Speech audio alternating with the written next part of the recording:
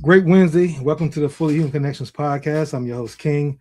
I'm joined by my co-host, Reggie. How you doing today, Reggie? Doing well, King. Always good to be here with you on a Wednesday morning. I feel like I've said Absolutely. that about several thousand times in my life so far. Absolutely. But it never gets tired. I never tire of hearing it. So I gratitude and I appreciate it. And I say equal as well. So my spiritual energy number is 10. I'm vibrating there. How about yours? Yeah, I'm at a 10. I have to really choose that. I've been, just paying attention to the state of the world and a lot of the suffering out there. And, I had to really work to choose that today. I mean, I'm not mired in or, stuck in the suffering, but I'm really aware of it. And that can be draining at times. Absolutely. I completely understand and believe that and know that to be true. As a matter of fact, it drains your energy for sure. Yeah, I'm a 10. And like you, some days you do have to manually make a decision to choose it.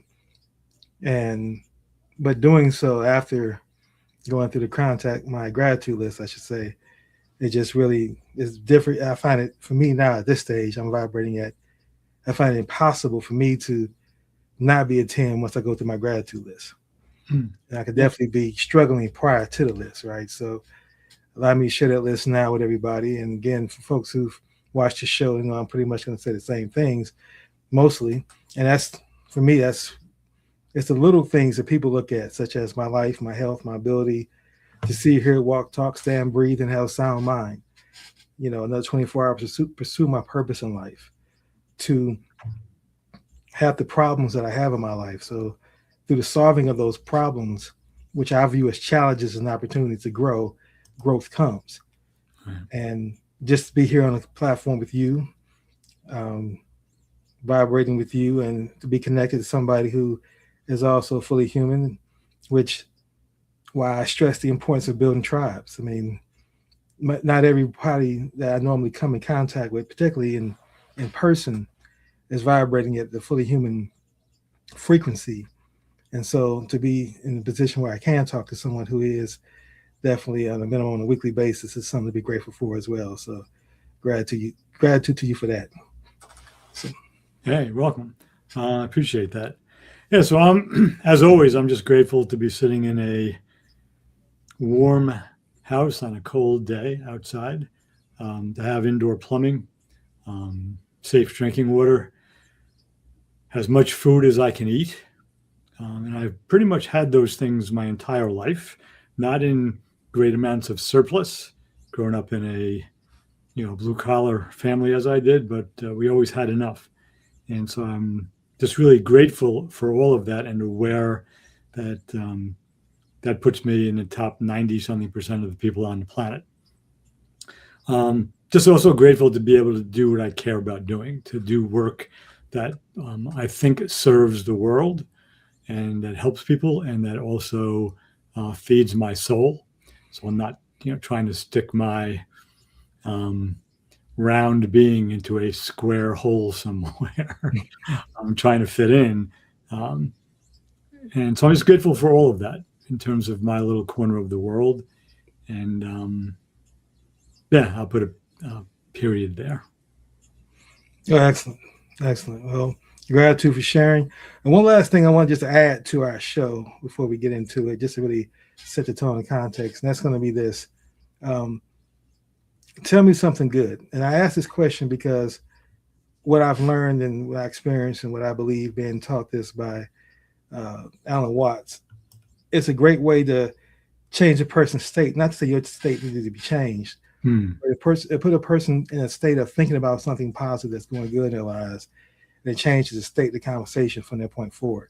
Right. So I just want to add that element. It doesn't have to be long and grandiose, but just if you wouldn't mind sharing, tell me something good that's happening in your life.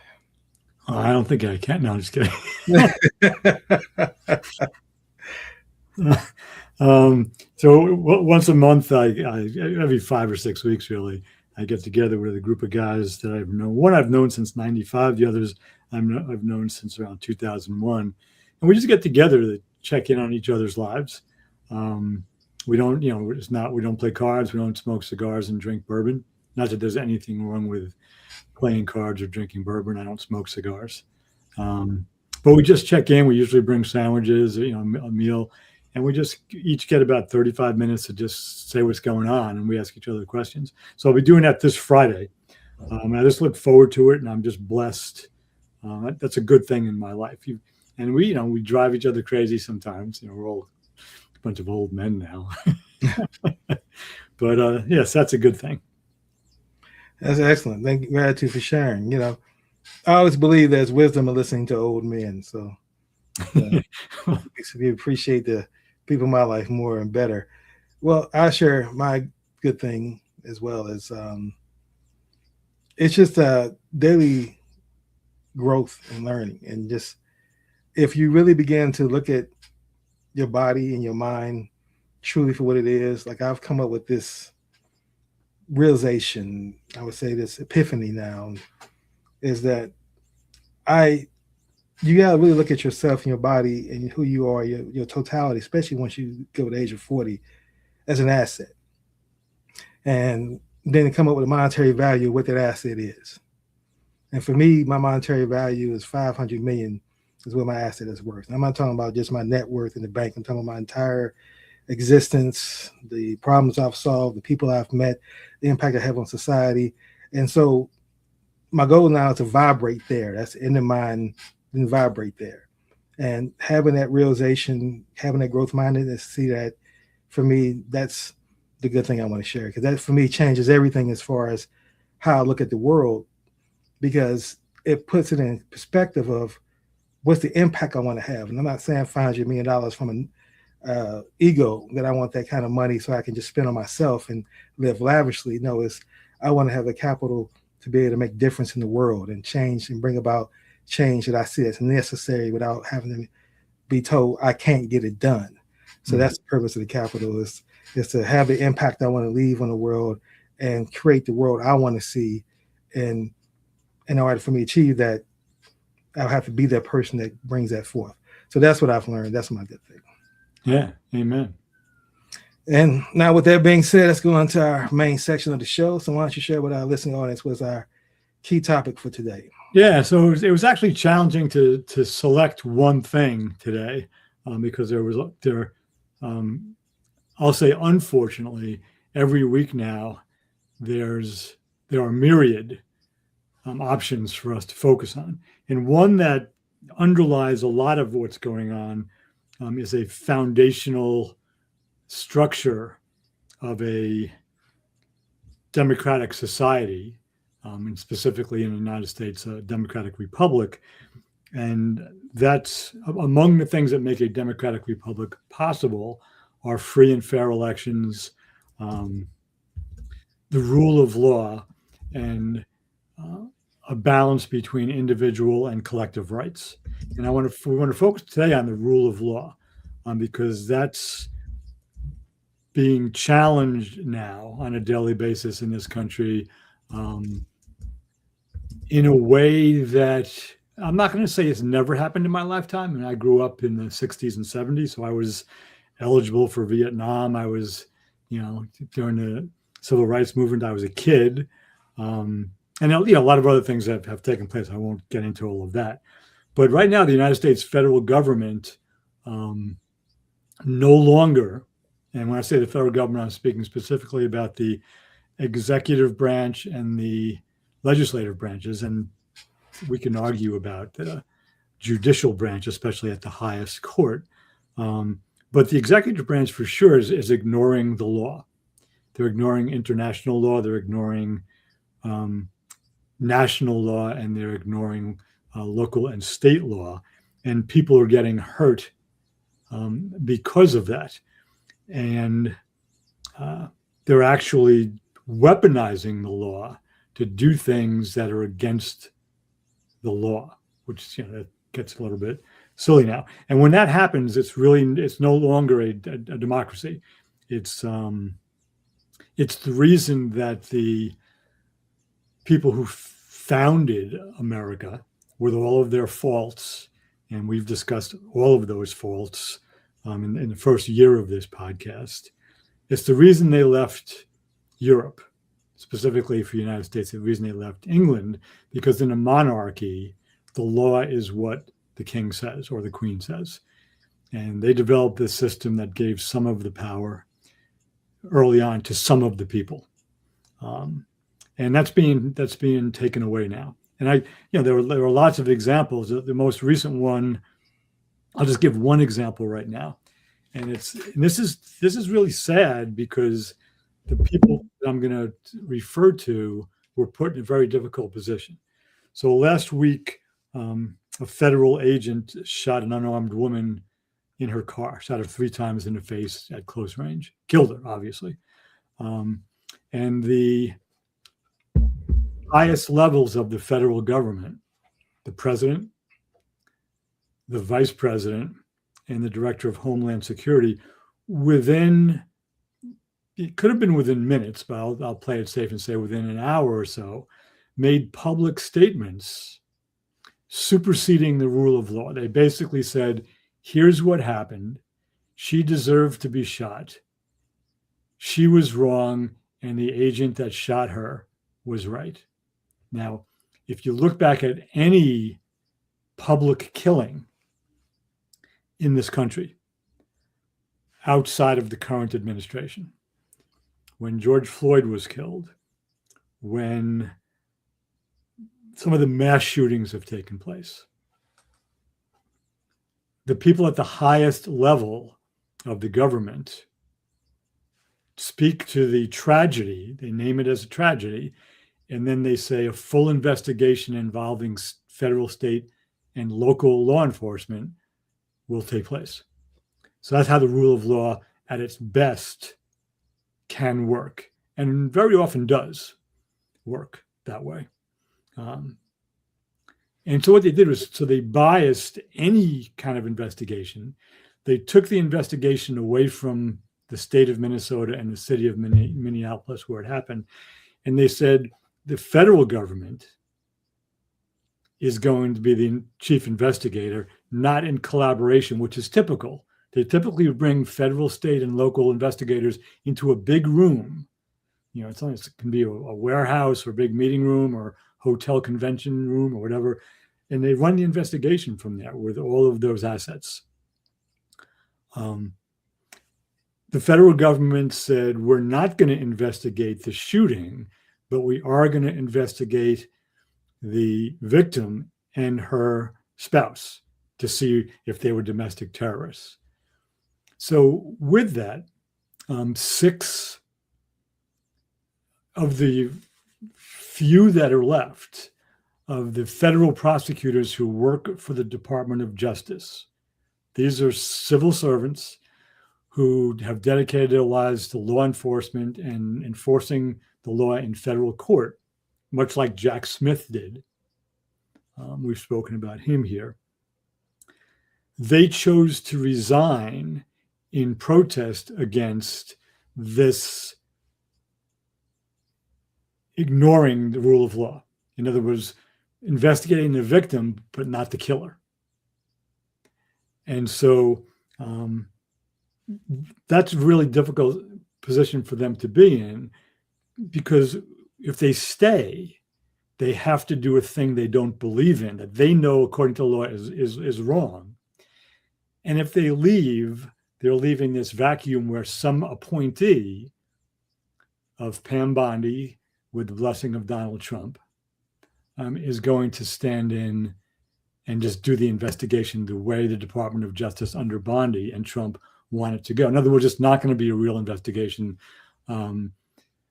looking into whether the 3 bullets put into the face of this woman driving her car was a correct execution of the officer's duty.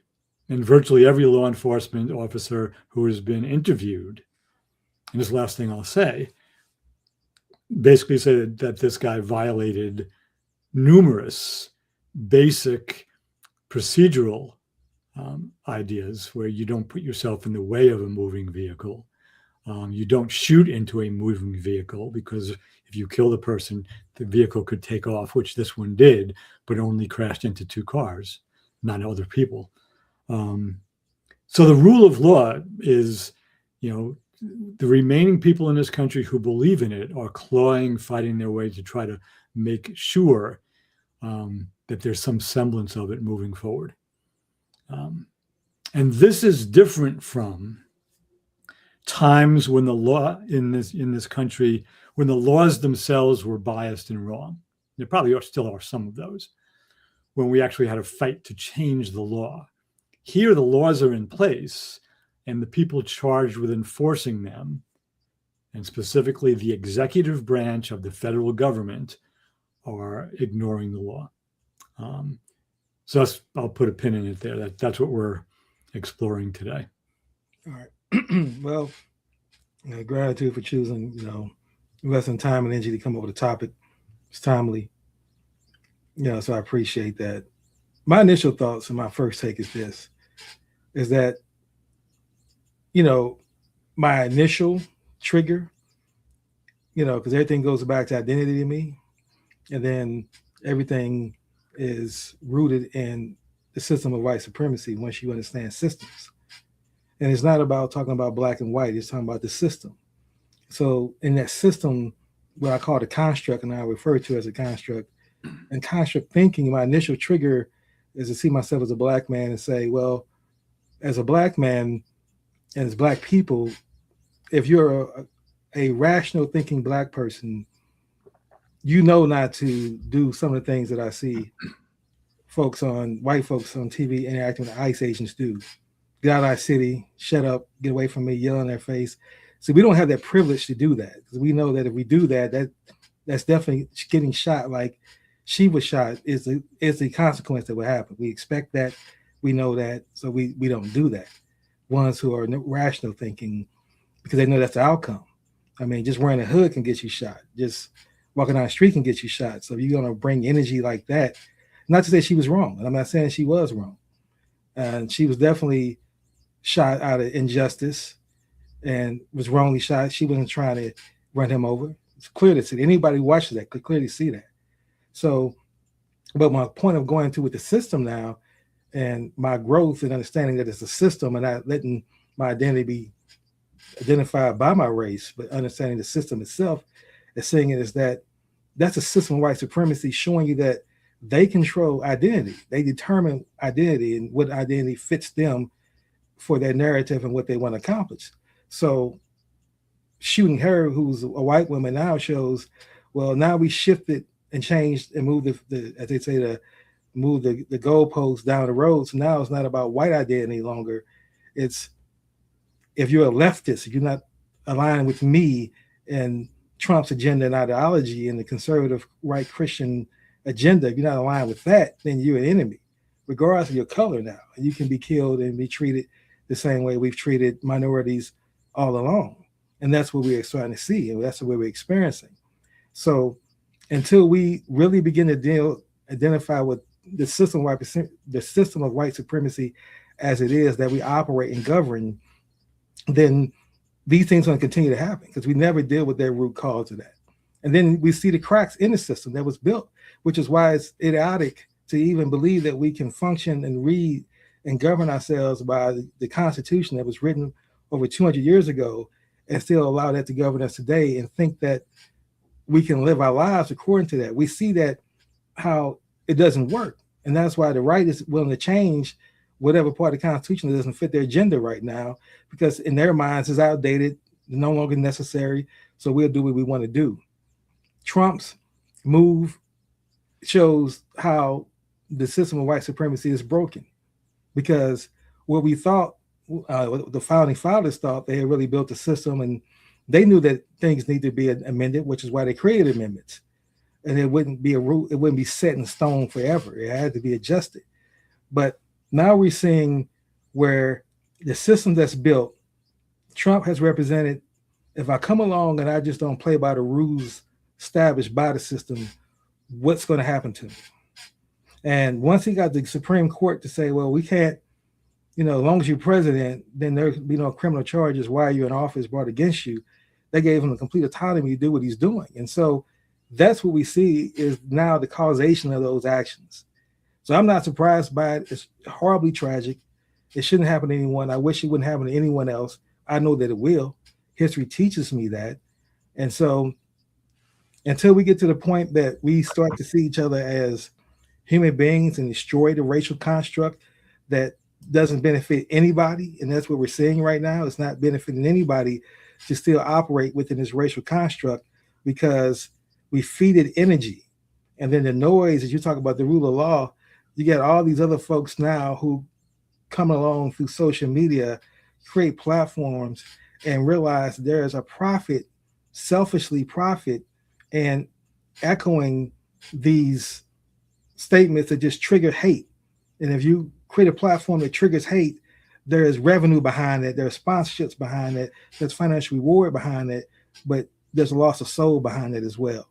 And hopefully folks begin to start to see that this system is broken. We need to change it. And again, I'm just waiting to see how long it takes for folks to really realize that. And I end this with this quote by Carl Jung that says, until you make the unconscious conscious, it would direct your life, and we would call it fate. Yeah, I mean, that's a description of shadow, making, what is in the unconscious that we're not aware of. And until we do our own shadow work, it's going to drive us. We're going to think that, oh, those are the bad people. They're violent. I'm not. They're angry. I'm not. Or even, they're successful and I'm not, because shadow can be positive too. But yeah, I agree with that. I want to just draw, and I use that one example, and there's, we could talk about international law going into Venezuela and kidnapping their president under whatever pretext. That's against international law. And Donald Trump basically said out loud in an interview 2-hour interview with, I think, 5 or 6 New York Times reporters a few days ago, when they asked him, is there anything that restrains you? And he said, no, not really. As president of the United States, I can do anything I want. The only thing that would restrain me is my own mind and my own morale. I apologize for laughing when I say he said my own morality. Exactly. Because he's immoral. Exactly. Prior to 2015, he was involved in over 3,500 lawsuits, and he basically bullied vendors and contractors and anybody else who didn't do things the way he wanted them to do. So he has a very, very low moral bar, if he has one at all. But he believes that. Just a quick asterisk next to that. That immunity does not apply to anyone else. It doesn't apply to the vice president. It doesn't apply to the Secretary of State. It doesn't apply to Secretary of Defense. It doesn't apply to the officer who shot this woman.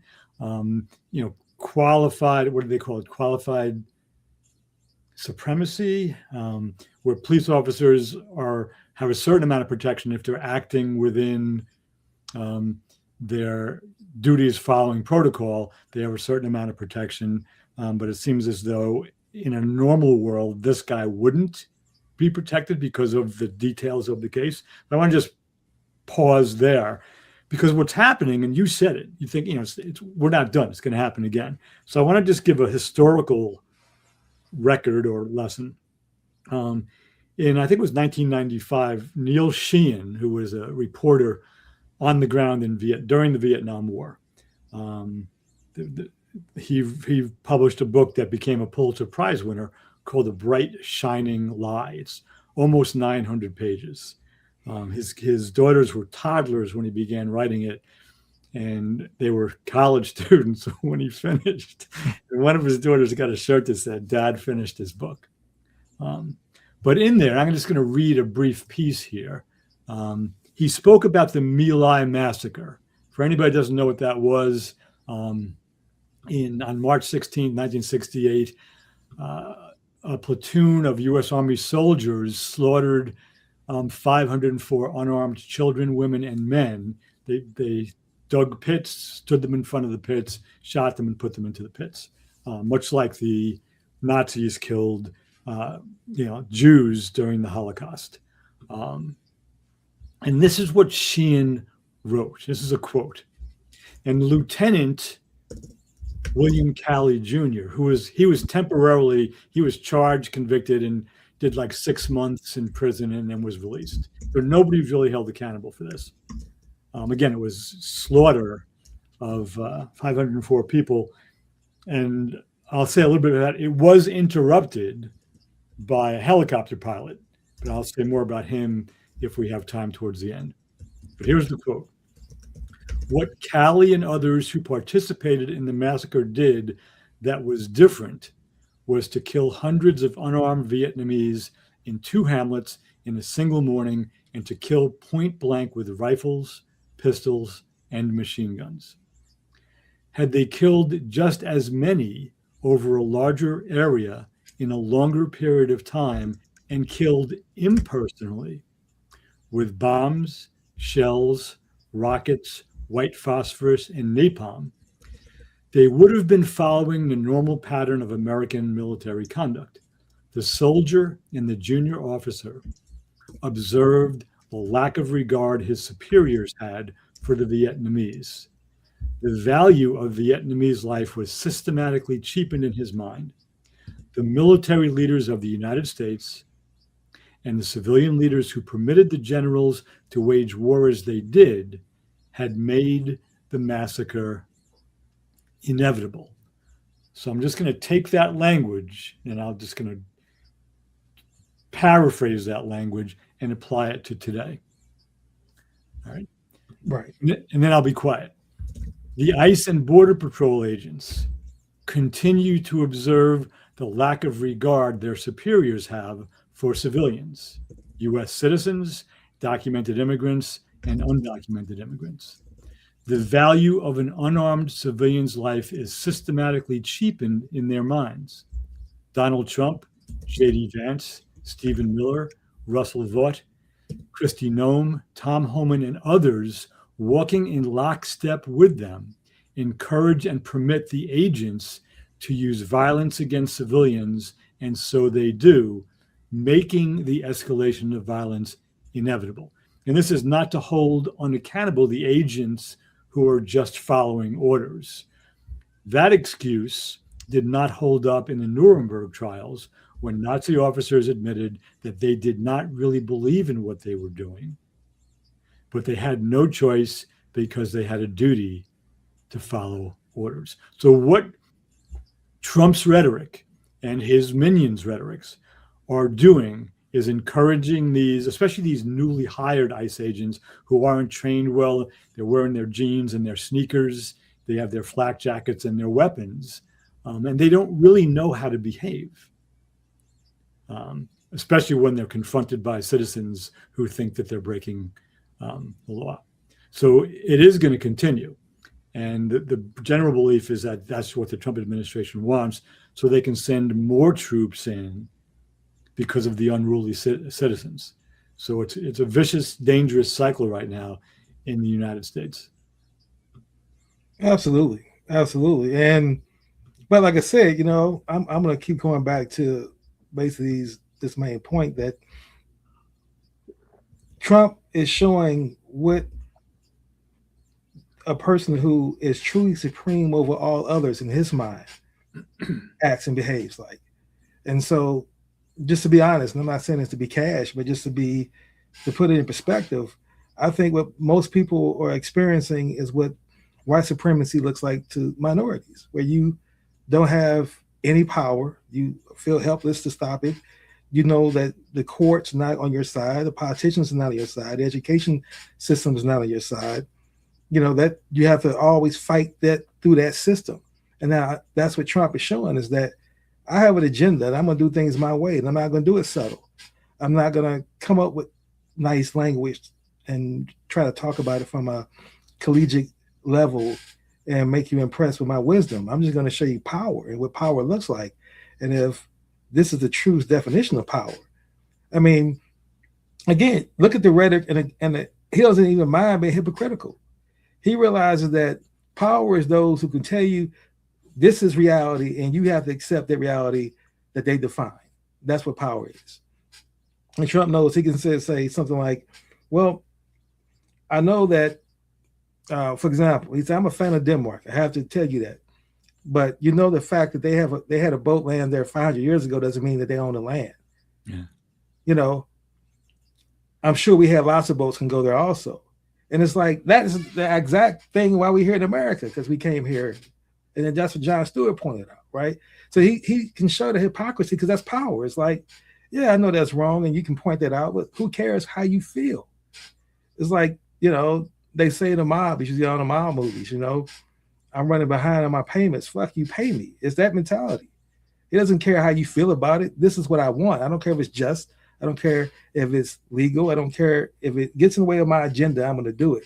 He also said concerning Iran, he said U.S. will intervene if Iran kills peaceful protesters, which you talked about, again saying America's locked and loaded and ready to go, which we would widely read as a threat of military force. He told them help is on the way and urged them to continue protesting, seize your institutions, while warning that those killing protesters will pay a very big price. Again, threatening military violence because he said, I can do what I want to do when I want to do it for my benefit, even though he's killing protesters here.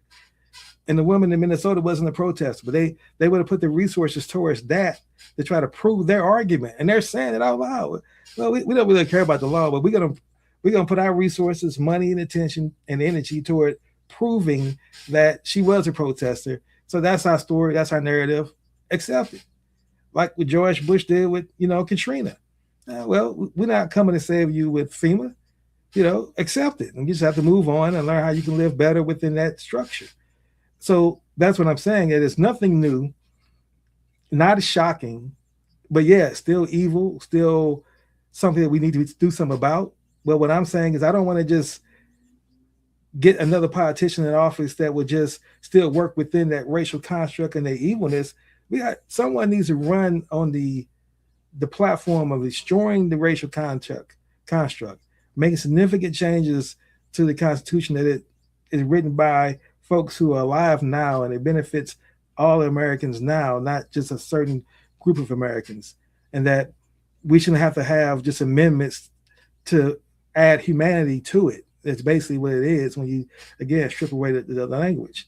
And so for me, that's what I'm saying. And that's why I intentionally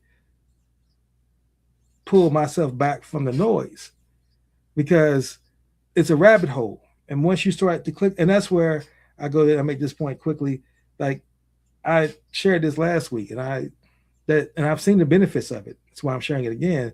Intentionally training my YouTube algorithm to only give me videos that are positive and that's in the space of growth mindedness, manifestation, uplifting myself, and that's all it feeds me. And now that I've got such great material as a result of making that decision, that has been life changing in just 15 days, and I've done that. Compared to allowing myself to let the algorithm feed me videos and topics based off what I've watched. Because I clicked on the MSN video that somebody put about what Trump said, click that, watch that. Now I'm gonna get 10 or 15 other Trump videos. It's gonna have me now YouTubers comments and videos that they've made. And it's because I'm slanted to, I guess, being pushed in the category of left. Everything's gonna be left viewed. So that's the videos I'm gonna get. So to prevent that from happening, just intentionally choosing what I wanted to do and defining my identity and saying I'm going to control and own my attention, my mind, my body, and what I put effort and energy into, then this asset that I believe that I'm worth has changed my life. That's just want to finish with that point. Yeah. So I love the last piece you spoke about there in terms of mindset and what you allow to come in. So I want to return to the My Lai massacre for a moment. 504 civilians were killed. More were not killed because an American helicopter pilot, whose name was Hugh Thompson Jr. He had a crew of 2 other men on board, a gunner, and I forget the other one, what his role was. I forget their names.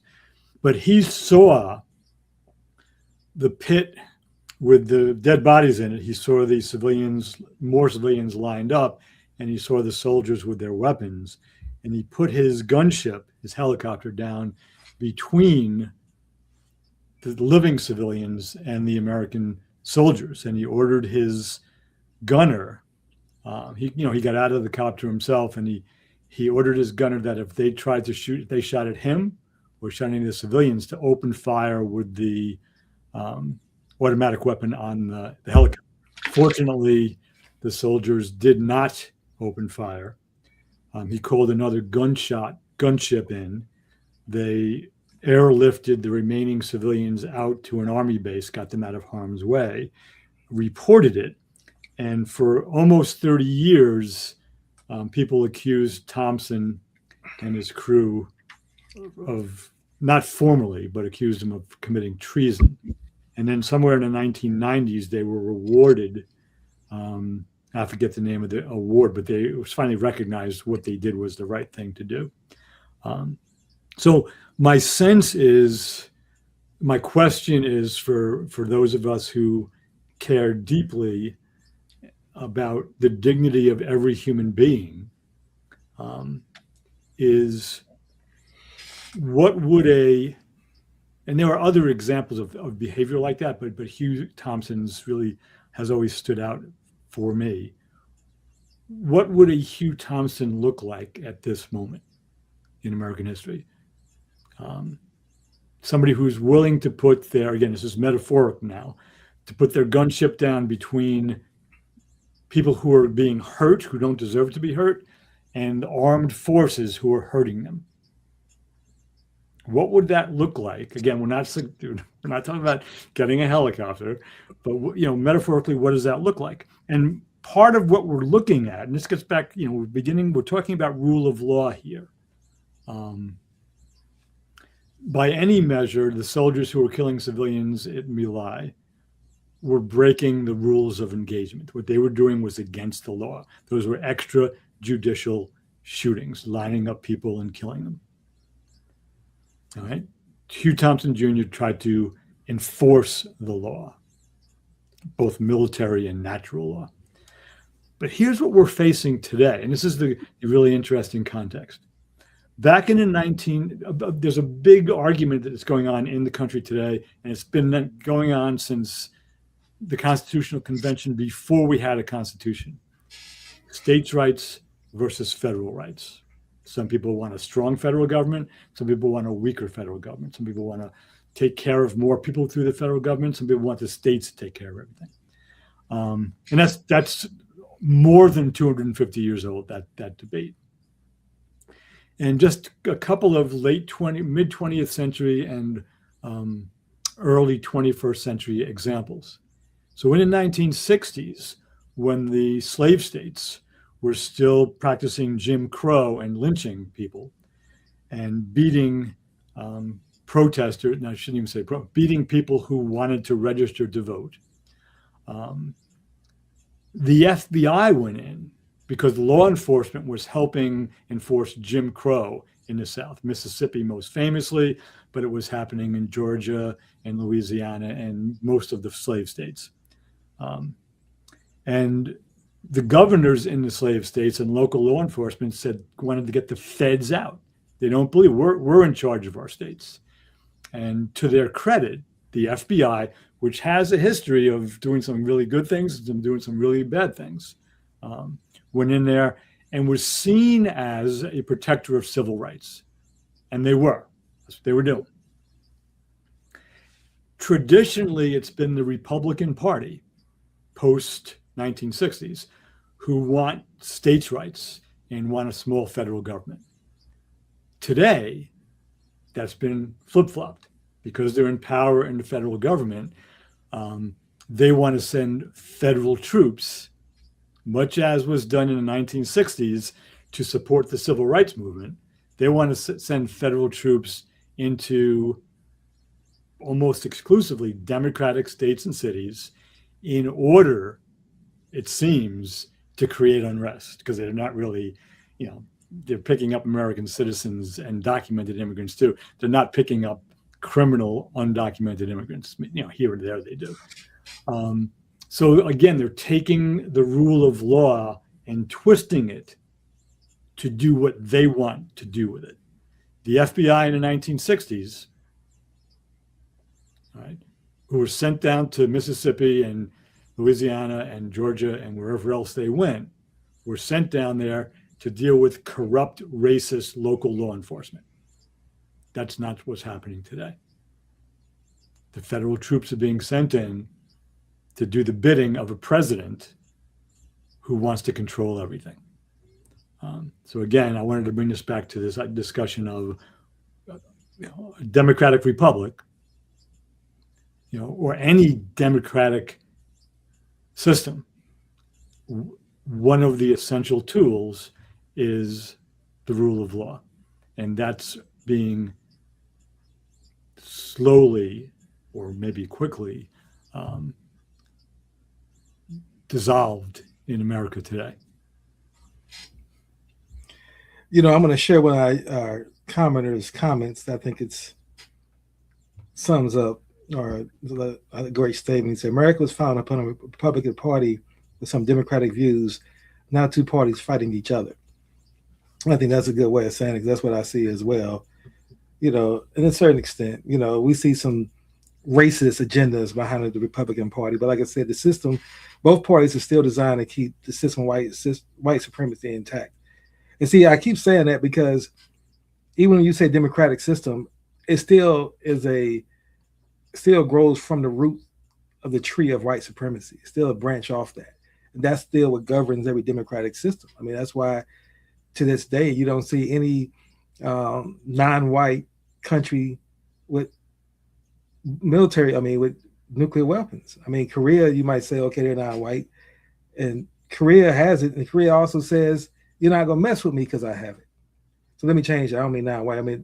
To say black. You don't see any black countries in America the world that has nuclear capabilities. But Korea has it. And they told the United States, we have nuclear capabilities. You're not coming over here. And we haven't. We leave them alone. We don't talk about Korea. We go invade in Venezuela. We talking about invading Iran, making sure other countries don't get nuclear weapons. So white supremacists can always stay in power. That's my point. That's what you see. And what you pointed out again about how Trump wants to use, again, I said Trump, you said the feds, Trump governs that. That's his will. They just online and do whatever he wants. So let's take it back to the source. Trump wants to send federal agents in to kill protesters in the United States if necessary, ICE agents, his private army, to reinforce his racist policies, his agenda.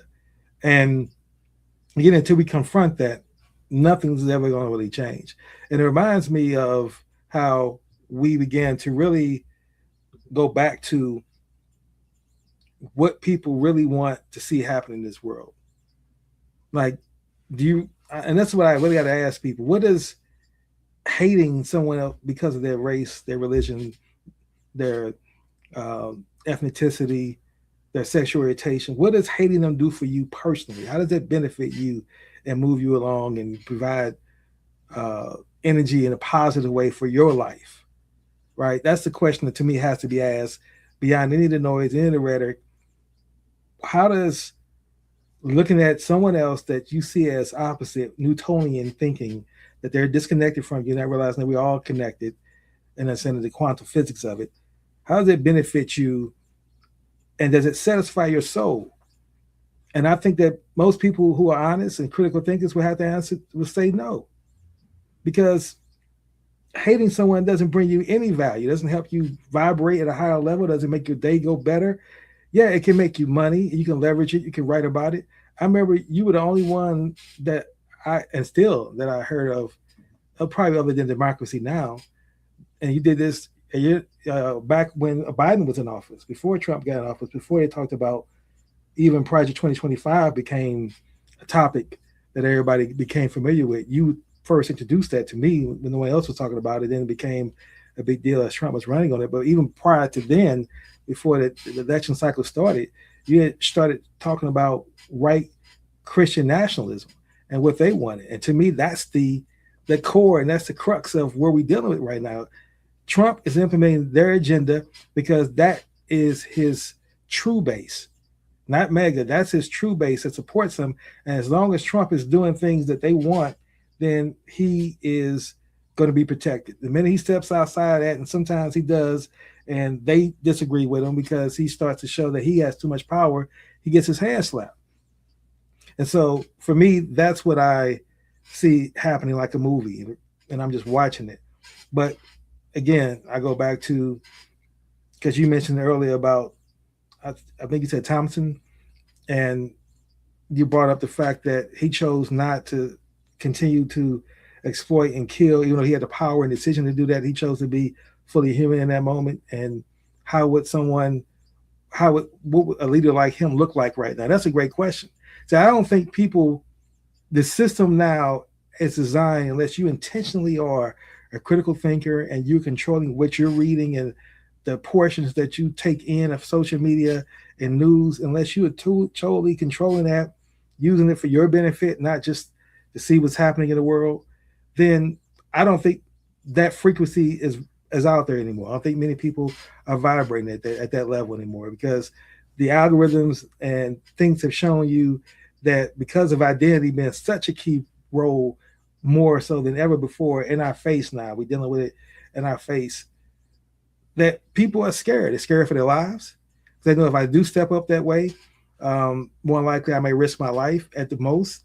At the least, I'm gonna risk my job to be canceled. I'm gonna get kicked out of, be fired by the administration and blackballed or canceled in some form or fashion.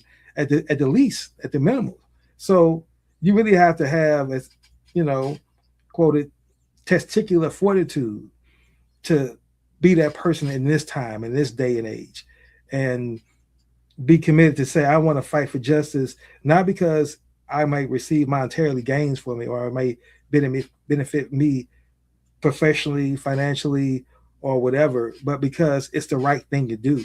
And I want to make the world a really, truly a better place for the next generation to come. Like Native Americans have the saying of the 7 generations. Let your actions be couched, and I'm not quoting them properly, but let your actions be viewed in the context of how it's going to impact the next 7 generations ahead.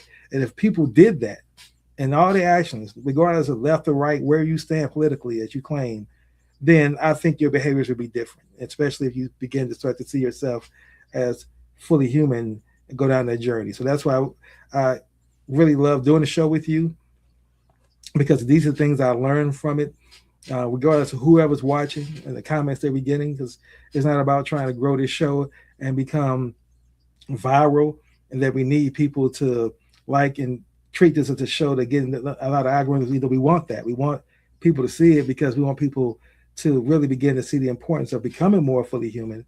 And I think reading your book is an excellent way of them understanding that if you don't know the past, then you don't have any connection or reference point to see what's happening right now.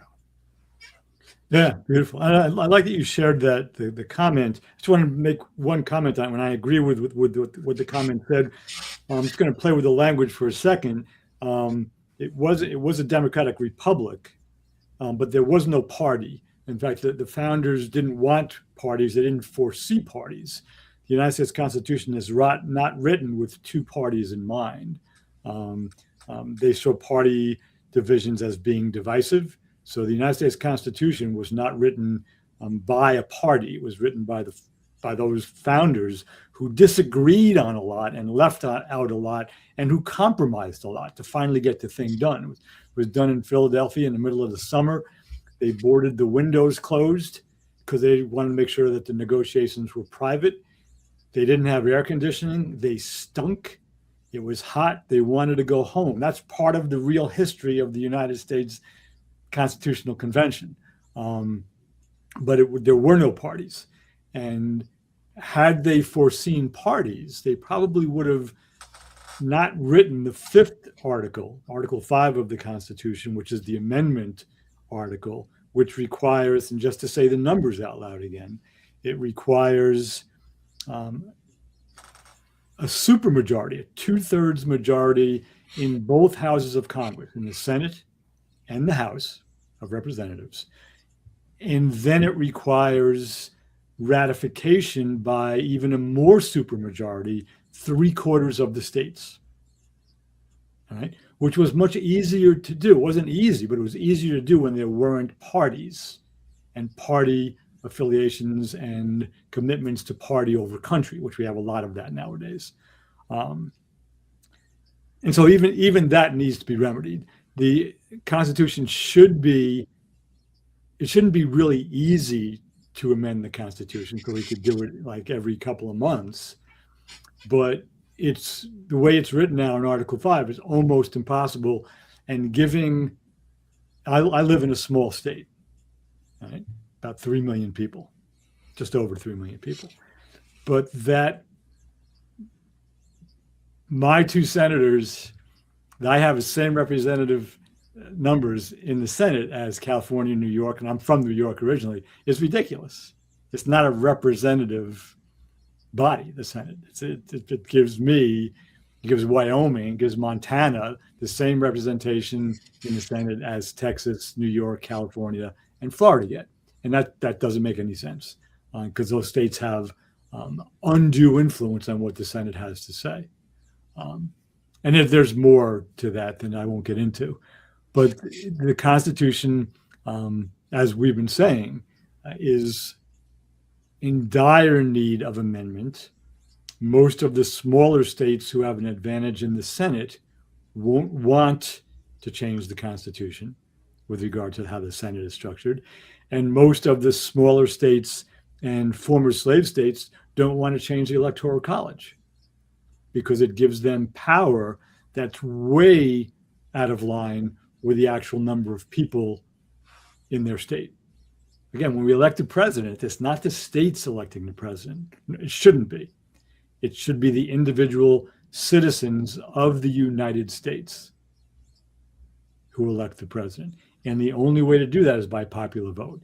The Electoral College is an outdated, if it ever was dated, compromise that kept some people happy a long time ago.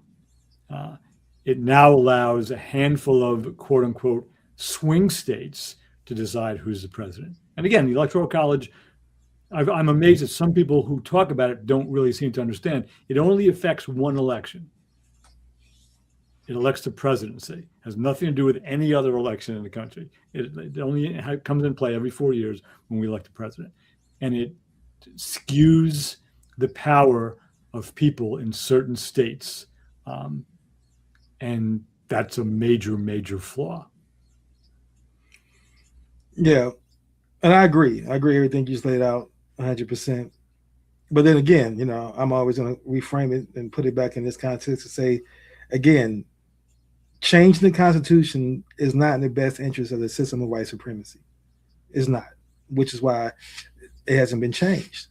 As you say, the Electoral College, it only is operative or relevant in the context of the national elections, presidential elections, but it still needs to go. I mean, like you said, it doesn't benefit, it doesn't fit today's society at all. No one can make a logical argument that it fits today's society. That's in the best interest of all Americans today. And so the only reason it's not changed is because they say, well, that's the way it's been. That's what we have. That's our foundation. But like I said, that argument no longer holds up anymore because we see that the Republican Party was willing to do whatever they want to do with the Constitution when it suits their best interest. They can ignore it, support it, honor it, dishonor it, ignore it, or claim they live with it. You know, they used to say they stand. I remember Trump's first administration, it was, we have the Constitution in our back pocket. They said they stood by that. Then we see that when he gets in power this time around, we can now change freedom of speeches, but watch what you say. You know, and then when our commenters in there to say we're not representing MAGA properly. And it's like we're giving facts. You can argue those facts. And you can try to argue the reason why that happens in your mind and what you believe, but you can't argue that it happened. Those are facts. And so the bottom line is, until an elected official nowadays comes along and makes a decision that you asked before in these troubling times to say, I'm going to run on the platform and have the faith and believe there's enough energy around the ideal of removing the Electoral College, doing away with that. I'm gonna run on that as my and term limits. Those two things I'm gonna run on term limits for uh, senators and Congress people. I want term limits and run on those two things. It's a radical change, and see how many people vote for you. Of course, the media won't lift him up. They won't give him any energy, any attention until he's forced to by the people. And then if they're forced to by the people are listening to him, acknowledgement, much like Mondani.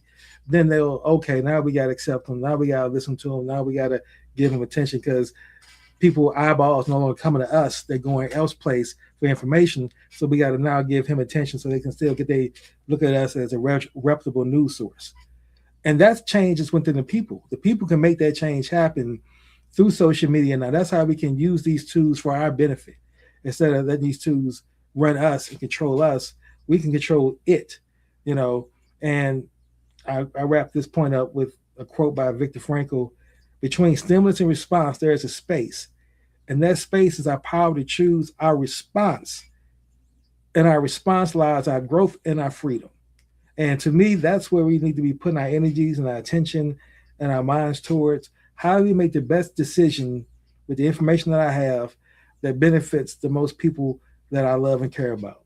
And if that's this country, then it should benefit this country so it can be thriving. And if you live here, everybody should be able to thrive if they put forth the effort. Not advocating that someone needs to be paid for who's lazy, who doesn't want to work, but folks who are really investing into the system, paying their money, taxes, working hard. If you've been a part of the system and you're not hurting anyone else or trying to do harm to someone else, then life should not be hard. It shouldn't be impossible to live and force you to make decisions that are not in you and your family's best interest.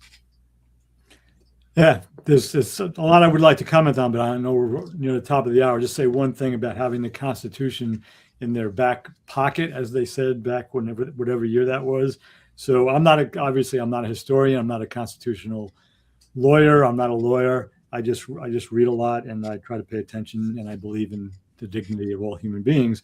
But what I do learn, because here's my copy, is carrying it around in your back pocket is not quite the same as reading it and abiding by it. All right. Just because you keep the Constitution close to your ass doesn't mean you know what's in it, and doesn't mean you really pay attention to it or live by it. So get it out of your back pocket and maybe read it. It'd be better. But that came from my New York years. I appreciate it. I agree with it, but that would mean that they have some form of integrity. And we see that our spine as well. And those two things they lack.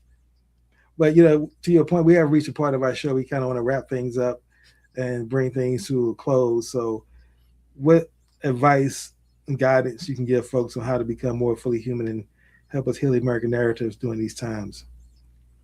Yeah, it's tough. It's there's not one thing that everybody can do. I mean, there's an ongoing series of practices, but because I'm going to stick with today's theme, this idea of the rule of law and the willingness to step up and step in when the rule of law is being ignored or violated. And I can't speak to how important that is, because those of us who tend to be law-abiding citizens, Republican, Democrat, MAGA, non-MAGA, white, black, green, blue, purple, whatever, anybody,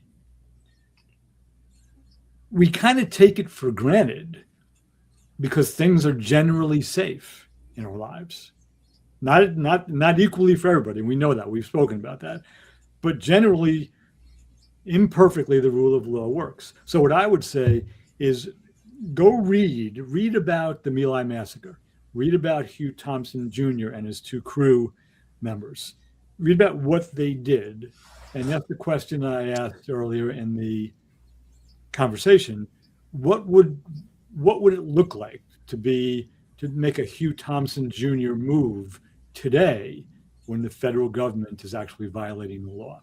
Again, metaphorically speaking, we're not saying go get a gunship and to use your machine gun to threaten people. We're not saying that. But that level of courage of doing the right thing, of being a Jack Smith or any other of these federal prosecutors, separate from Smith, who decided to resign rather than to follow an unlawful approach to the Minnesota shooting by an ICE agent of an unarmed woman. Right? What what would that look like for you? Or does it look like for me, for you, King, for anybody that really cares? And if you just want to stand around and throw stones, then you're not to be taken seriously, and you should, you know, I don't know, do whatever you do, but you're not helping yourself or anybody. So. All right. Well, I appreciate that, and I agree 100%. You're creating value or you are destroying. To me, there is no middle ground. And so, folks who want to write negative comments and be trolls, well, I still think a lot of these are Russian bots, to be honest. You can tell by just the frequency of it. I really find it hard to believe that someone just sits at home with their computer looking for sites they can go on and just troll the YouTube comments. And especially ours, because like there's not we don't really have a big following, so it's like, why do that here? Right. But as we wrapped up today's show, we want to end it with always giving flowers to people who we feel are fully human, who exhibited these qualities either in the past or present, to show that we're not just saying something that's not possible. And the person I want to lift up, and I'm going to go back and I'm changing again, New Year's, new thoughts, higher vibration, again, different behaviors as well. So I decided that this year I'm going to go back to identifying the people that I have behind me and mentioning folks who I may even mention before, because again, you may be new to the show, you never heard me say it, or the fact that for me, it keeps it in my mind until I meet someone who's outstanding enough to take me off that energy. And so right now I'm going back and I'm going to highlight a person, and the person I'm going to say is, I base it upon these 6 pillars of fully human, being number 1, their identity, number 2, the growth mindset, number 3, their higher purpose in serving, number 4, their grateful spirit, number 5, their governing principles, and number 6, their self-awareness. So where they rank in those, to me, and that's why I give them their flowers and define them as being fully human. So within that being said, the person again I want to highlight today is Dr. Martin Luther King Jr.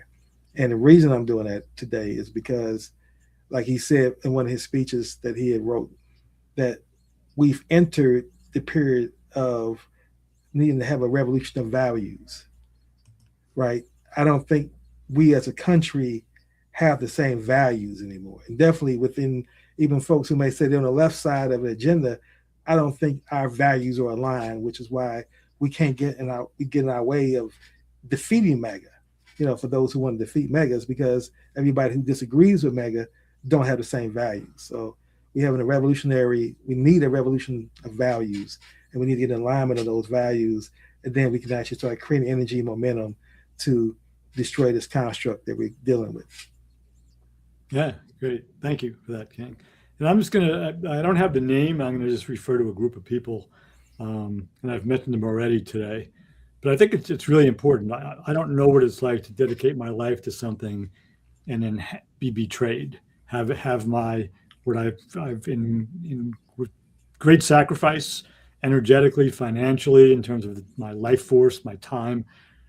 So to those federal prosecutors who chose to resign rather than enforce the laws of what can only be described as a corrupt Department of Justice under Pam Bondi. I just want to just honor their choice, and those are the public servants, the civilians who Russell Vogt, said we want them to go to work traumatized every day, and we want to traumatize them so they don't want to go to work every day. Those are the type of people that he was talking about, and. So that I just want to nod my head to them, and I can't help it. I just saw one of these one of these folks refer to us as ebony and ivory. Yeah, I saw that. And then said stuff that's like unintelligible, but doesn't make any sense in terms of the English language. But he did, connect us because one of us is, looks black and one of us looks white, and so that was pretty clever. Yeah, I was going to ask which one of us you think he was referring to as Ebony. Yeah, I mean, I'm Italian. So it could have been me. Yeah, well, Reg, this has been another great show. I'm going to wrap up and again thank our listening audience who are listening, looking to bring value to the world, looking to bring healing to America, looking to really become more fully human. We thank you for being a part of our show, listening to us, whether you listening to us live or as a recording. And until next Wednesday at 10 a.m., that's all. Continue to be on the journey to become more fully human. Thank you.